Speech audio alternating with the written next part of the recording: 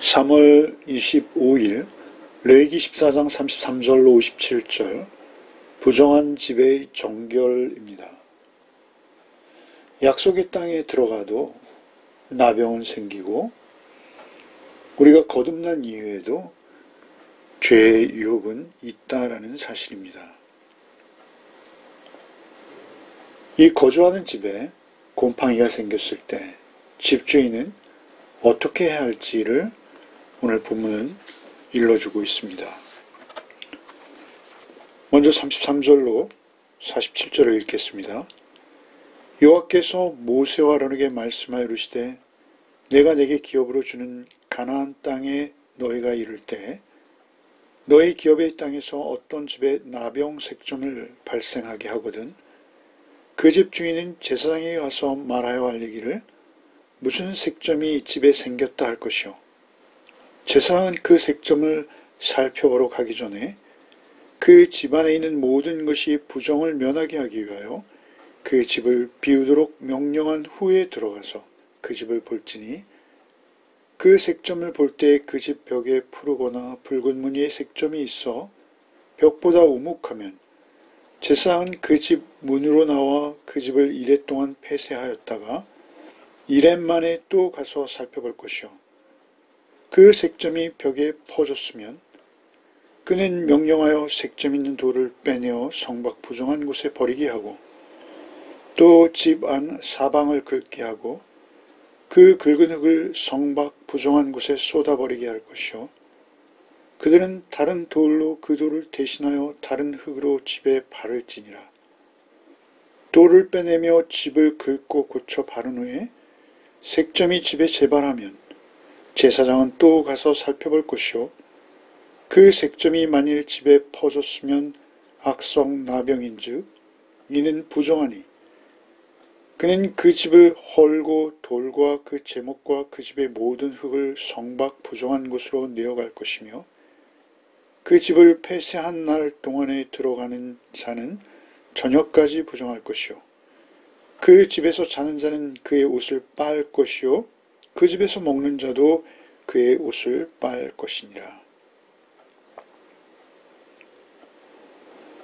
집에서 생기는 이 악성 곰팡이, 그 색점을 어떻게 처리할 것인지를 일러주시는 말씀이죠. 먼저 33절부터 보시면 여호와께서 모세와 아론에게 말씀하시되 내가 내게 기업으로 주는 땅에 너희가 이를 때 그 기업의 땅에서 어떤 집에 색점이 발생하거든. 특별히 기업이라는 단어가 두 번 반복되죠. 내게 기업으로 주는 가나안 땅에 너희가 이를 때 너희 기업의 땅에서 이렇게 말씀하시죠. 이 기업이라는 단어는 제가 자주 말씀을 드린 내용인데요. 이 단어의 의미가 유산 또는 상속을 의미하죠. 이스라엘은 아직 광야에서 텐트를 치고 이동하는 중이죠. 그러나 하나님께서는 그들에게 가나안 땅을 기업으로 주시겠다라고 약속하셨죠.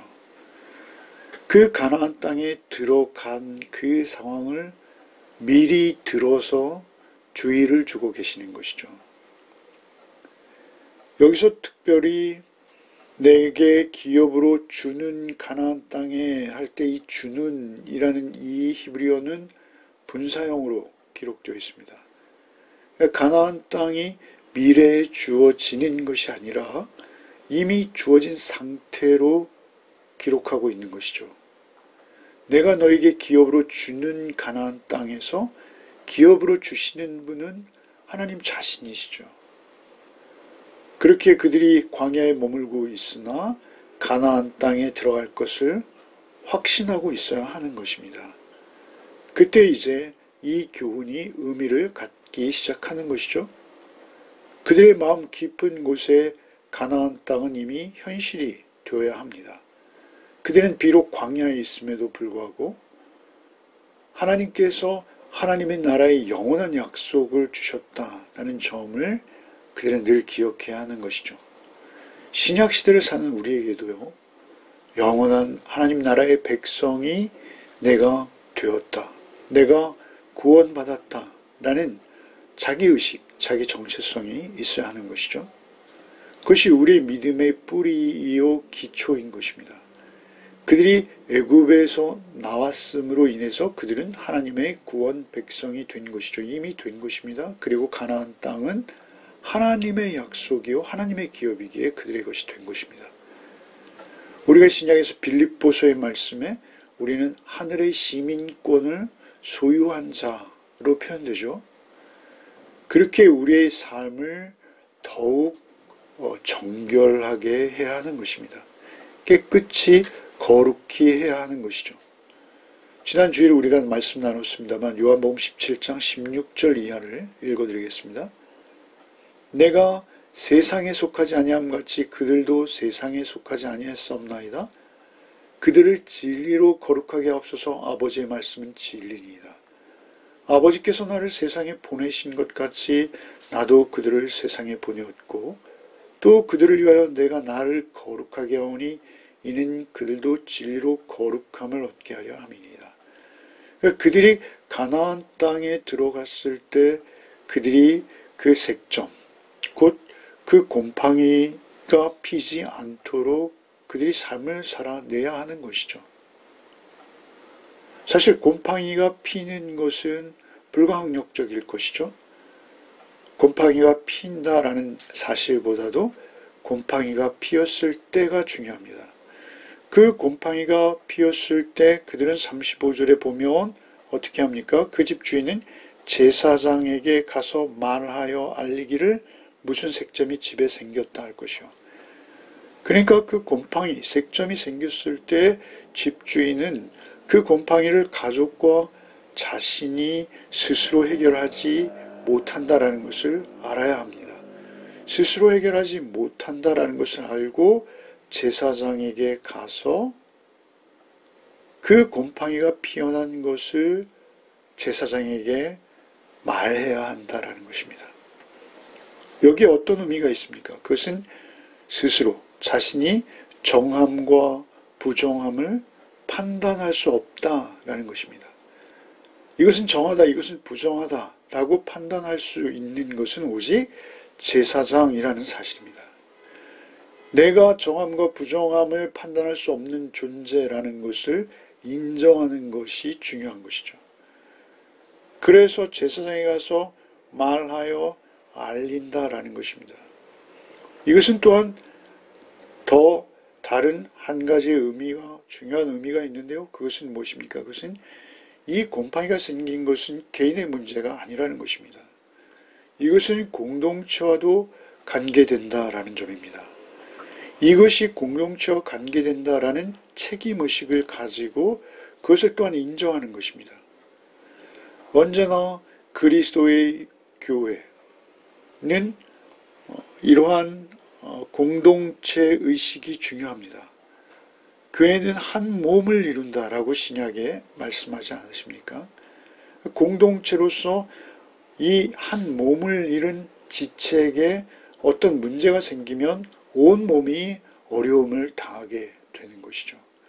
그래서 공동체를 통해서 자신을 깨끗한 그릇으로 준비해야 하는 것은 우리의 의무입니다. 금그릇이 아닌 질그릇이어도 공동체에서 쓰임받고 공동체에 속해 있는 것이 중요한 것이죠. 특별히 코로나 시대를 우리가 지금 한 2년 넘게 보내고 있지 않습니까? 우리 개인의 삶의 습관이 우리 모든 사회에 영향을 미치는 현상을 우리가 보았습니다. 우리 개인이 해야 할 책임을 게을리할 때 우리 전체 공동체에 더 큰 위기를 가져올 수 있다는 것이죠. 하물며 하나님의 공동체, 디모데후서 2장 20절 이하의 큰 집에는 금그릇과 은그릇뿐 아니라 나무그릇과 질그릇도 있어 귀하게 쓰는 그릇도 있고 천하게 쓰는 것도 있나니 그러므로 누구든지 이런 것에서 자기를 깨끗하게 하면 귀히 쓰는 그릇이 되어 거룩하고 주인의 쓰심에 합당하며 모든 선한 일에 준비함이 되리라. 하나님 앞에 쓰임받는 것보다 더 큰 복은 없는데요. 그것은 공동체 안에 속하는 것이요. 공동체에 해를 끼치는 자가 아니라 공동체에 유익한 자로 그 자리를 지키는 것입니다. 그렇게 제사장에게 가서 이렇게 말을 하면 제사장은 그 집을 비우도록 명령한 후에 그 집에 들어가서 그 집을 볼지니 36절에 그렇게 말씀하시죠. 집을 비우도록 한다라고 하시죠. 집을 비운다라는 것은 그 집 안에 있는 모든 물건들을 밖으로 끌어내는 것을 말하는 것입니다. 만약에 그 집안에 부정함이 있다라고 판별되어질 때 그 치우지 않은 물건들은 부정한 물건이 되어서 다 폐기 처분될 수도 있는 것이죠. 최대한 손실을 줄이려고 배려하는 것입니다. 집의 가구들마저 하나님께서 배려하시는 것이죠, 사실은. 하나님 천하보다 귀한 그 영혼을 정결하게 하시기 위해서 이러한 교훈을 베푸시고 이러한 일들을 행하실 것인데 그것은 또한 그들의 심지어는 작은 사소한 재산까지도 보호하십니다. 부정한 집으로 인해서 그 가구들까지 부정해지지 않도록 계속 기회를 주시는 것이죠. 43절에 그가 이제 제사장이 그 집에 가서 그 색점이 있는지 벽이 우묵한지 뭐 이런 것을 보고 그런 것이 있으면 그 집을 2일 동안 7일 동안 폐쇄하고요. 그 폐쇄한 후에 7일 만에 다시 그 집에 갔는데 그 집에 그것이 재발하면 43절에 그러니까 42절에는 그 집이 부분적으로 그러한 곰팡이가 있을 때 다른 돌로 그 돌을 대신하고 다른 흙으로 그 집에 바르게 했는데요. 그리고도 재발하면 43절에 그리고도 재발하면 제사장은 또 가서 살펴볼 것이요 색점이 만일 집에 퍼져 있으면 악성 나병인즉 이는 부정하니 그 집을 헐고 돌과 그 제목과 그 집의 모든 흙을 성박 부정한 곳에 내어갈 것이며 그 집을 폐쇄한다는 거죠. 아예 앞서서 우리가 그 주검이 질그릇에 빠졌을 때 질그릇을 깨뜨려 버리듯이 말이죠. 그 집을 완전히 깨끗이 헐어버리는 것입니다. 나무 기둥과 그 아름다운 돌들 그리고 흙들 전부 성박에 부정한 곳 그곳에 갖다 버리라 하시는 것이죠. 여러분 이것은 신약의 성도들과 교회 공동체 동일합니다. 원래는 그런 것이죠. 고린도 교회의 경우 바울 사도께서 이러한 말씀을 하시죠. 고린도전서 5장 13절에 밖에 있는 사람들은 하나님이 심판하시려니와 이 악한 사람은 너희 중에서 내어 쫓으라. 그러니까 밖에 있는 사람, 교회 공동체 밖에 있는 사람은 하나님이 심판하실 것이니 우리가 상관할 것이 아니다. 그러나 이 악한 사람들이 교회 공동체 안에 있을 때 너희 중에서 내어 쫓으라 라고 말씀하시죠. 그러니까 우리의 집, 우리의 일터, 우리가 머무는 그곳에서 우리가 그리스도인답게 그곳에 곰팡이가 피지 않도록 소금으로 빛으로 그렇게 우리가 우리의 몫을 감당해야 한다라는 것입니다. 그리고 이제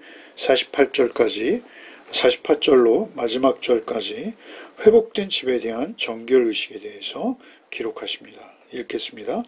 그 집을 고쳐 바른 후에 제사장이 들어가 살펴보아서 색점이 집에 퍼지지 아니하였으면 이는 색점이 나은 것이니 제사장은 그 집을 정하다 하고 그는 그 집을 정결하게 하여 새 2마리와 백향목과 홍색실과 우슬초를 가져다가 그 새 하나를 흐르는 물 위 질그릇 안에서 잡고 백향목과 우슬초와 홍색실과 살아있는 새를 가져다가 잡은 새의 피와 흐르는 물을 찍어 그 집에 7번 뿌릴 것이요 그는 새의 피와 흐르는 물과 살아있는 새와 백향목과 우슬초와 홍색실로 집을 정결하게 하고 그 살아있는 새는 성박 들에 놓아주고 그 집을 위하여 속죄할 것이라 그러면 정결하리라.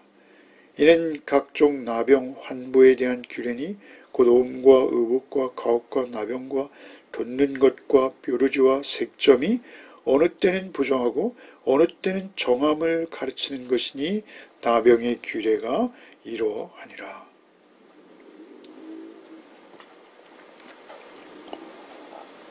이제 48절에 보시면요. 그 집을 고쳐 바른 후에 제사장들이 들어와서 살펴보아 색점이 집에 퍼지지 아니하였으면 이는 색점이 나은 것이니, 이렇게 말씀하시죠. 나은 것. 이 나은 것,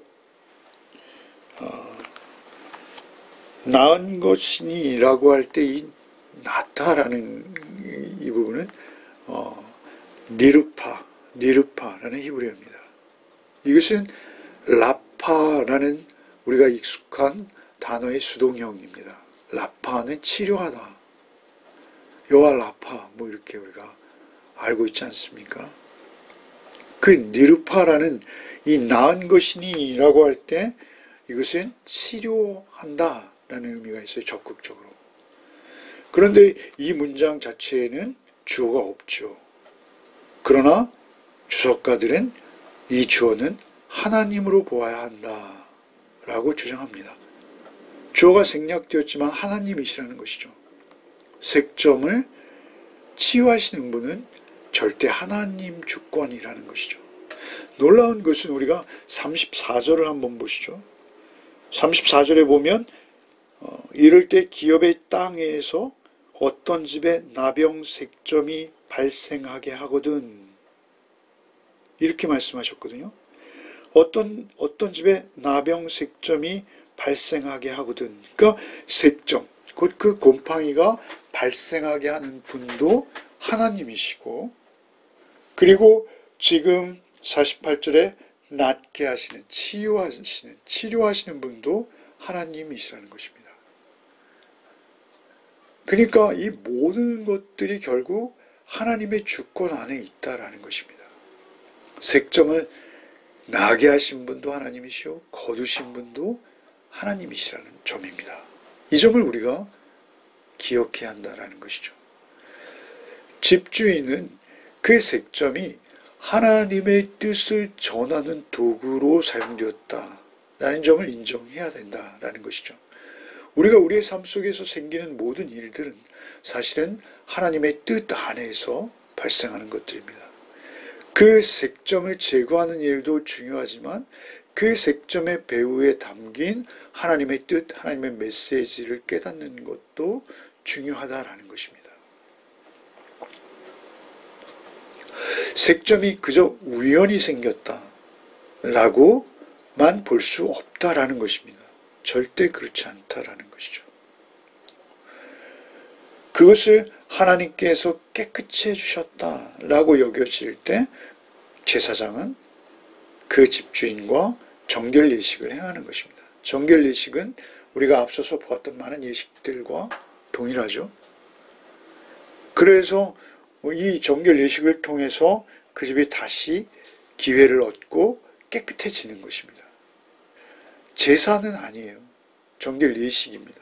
그럼에도 불구하고 이 예식을 통해서 그들이 다시 한번 정결한 모습으로 그 집을 다시 쓸 수 있게 되어지는 것이죠. 그 집에서 이제 다시 살아갈 수 있게 되어지는 것이죠. 정결함은 늘 중요하다는 것입니다.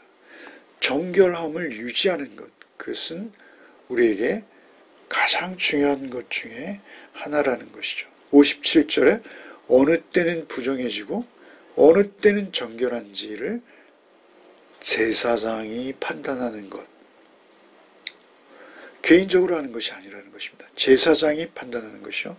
하나님의 말씀을 기준으로 제사장은 자신의 임무를 엄격하게 수행하는 것이라는 사실입니다. 이러한 절차를 통해서 그들은 이제 들어갈 땅, 그 가나안에서 더욱 정결한 공동체를 이루고 그 공동체와 함께 그들의 삶을 살아내고 누리게 되어진다라는 점입니다. 기도하겠습니다. 주님 감사합니다. 오늘 하루도 우리에게 주신 삶의 자리에서 오직 주의 정결한 백성으로 살게 하여 주옵소서. 늘 하나님 앞에 여쭙고 하나님의 말씀의 기준에 따라 우리가 늘 정결함을 힘입게 하여 주시옵소서. 언제든지 내 생각과 내 뜻이 아닌 하나님의 말씀의 잣대로 늘 나를 재어보게 하시고 내가 하나님의 말씀의 거울 앞에 늘 서게 하여 주셔서 언제든지 주 성령께서 주시는 은혜로 부정함과 정함을 깨닫게 하시고 언제든 하나님께서 쓰시기에 합당한 깨어있는 주의 도구로 우리가 살게 하여 주옵소서. 오늘도 오직 주께서 우리 하루의 삶을 성령으로 인도해 주실 것을 간절히 바라올 때 예수 그리스도 이름 받들어 기도하옵나이다. 아멘.